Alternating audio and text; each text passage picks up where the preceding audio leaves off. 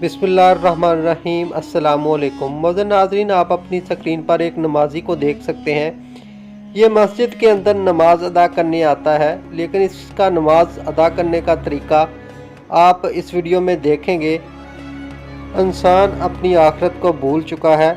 मस्जिद के अंदर भी उसका गुरूर और तकब्बर ख़त्म होने का नाम नहीं लेता। अल्लाह पाक को आपकी ऐसी इबादत की कोई ज़रूरत नहीं है। इस नमाजी की नमाज अदा करते हुए ये वीडियो रिकॉर्ड हो जाती है, जो कि सोशल मीडिया पर बहुत ज़्यादा वायरल है। लोग बहुत ज़्यादा तनकीद कर रहे हैं इस शख्स पर।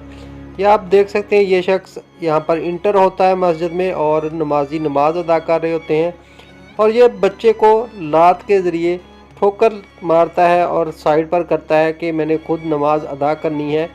आप इसका ये तरीक़ाकार देख सकते हैं कि क्या खुदा इसकी ये नमाज कबूल फरमाएगा। मुझे तो नहीं लगता। अल्लाह पाक की ज़ात नीयतों को बेहतर जानती है। आप इस वीडियो के बारे में और इस नमाजी के बारे में अपनी राय का इजहार कमेंट्स बॉक्स में लाजमी कीजिएगा। अल्लाह।